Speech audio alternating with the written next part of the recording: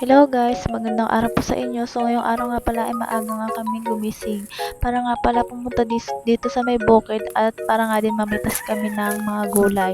Ang pipitasin nga pala namin ditong gulay ay yung ampalayang bonito at saka hindi nga lang din yun. Meron nga din pala ditong siling panigang. So apat nga pala kami nagpunta dito kasama nga yung bunso kong kapatid at saka nga yung kasama dito ng partner ko at syempre pati nga rin ako, tumulong na nga rin ako sa pagpitas kasi sobrang dami na nga rin ang naging bunga nito. At nung nakarang araw nga guys nung may bagyo ay buti nga hindi nga nasira itong mga gulay nga nila dito kahit sobrang lakas nga ng hangin nung araw nga na yun guys. At yung siling panigang nga pala nila dito, yun nga pala guys yung natumba, buti nga hindi nasira yung ampalaya bonito nila dito. Pero kahit natumba nga rin yun guys, ay marami nga rin naging bunga kaya marami nga din pipitasin ngayong araw. At hindi nga rin guys masasayang itong puno ng siling panigang kasi gagawan pa nga rin din nila ng paraan para nga maging maayos pa nga yung puno nga niyan. Bali tatalian pa nga nila yan para nga maging diretso nga ulit siya.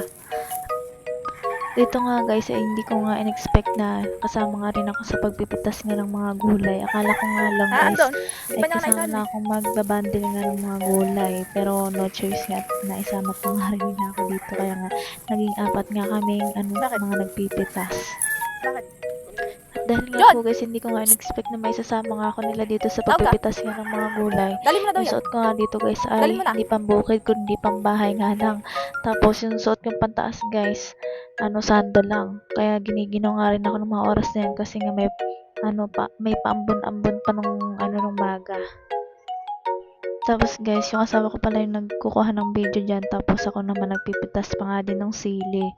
Tapos yung asawa ko siya nang nagbibideo-video ng mga sili nga nilang tinanim. Kailan ka pa nagkuha ng video dyan? Kailan ka pa natutuhoy?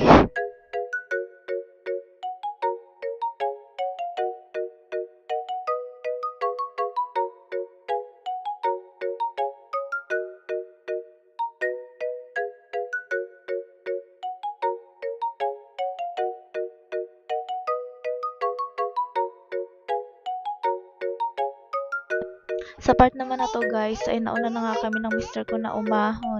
Tapos naiwan na nga lang din doon yung bunso kong kapatid at saka nga din si Netngi. Tapos ang ginagawa ko pala dito guys ay pinupunasan ko nga yung siling panigang kasi nga mamasa-masa nga yun guys at hindi nga yun pwedeng i-bundle pagkabasa nga. Tapos yung ang palayang bonito pala guys ay dinala na nga lang din dito para nga nang sa ganun ay ma-bundle na nga ng asawa ko. At yung nakikita nyo pala guys na siling panigang, hindi nga lang pala yan guys yung napitas namin, meron pa nga yung kasama. Hindi ko lang naipakita dito sa video guys kasi sobrang busy nga rin ako sa pagpupunas nga ng mga sili. Madami nga ngayon guys na napitas sa mga sili kasi nga ilang araw nga silang nagpapagitan bago sila magpitas ulit ng mga sili at saka nga ng ampalaya. Tapos dun pala guys, dun sa may pinitasan namin, hindi lang yung ampalayang bonito at saka siling panigang yung nandoon. Meron nga din pala doon siling Taiwan. Kaya nga lang guys, yung siling Taiwan hindi pa nga pwedeng pitasin nyo kasi hindi pa nga yun hinog or hindi pa siya guys namumula. Kaya ito muna yung inunang anihin.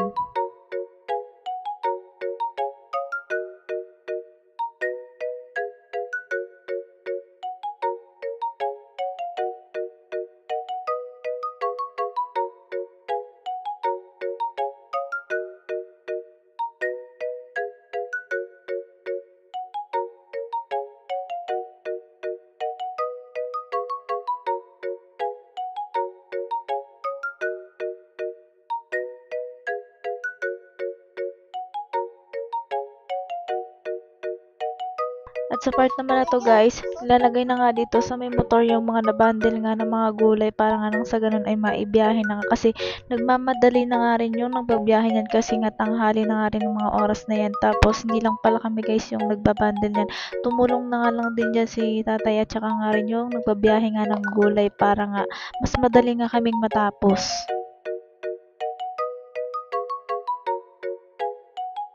At ayan lang po ang video natin ngayon. Palike, share po. Salamat! Bye-bye.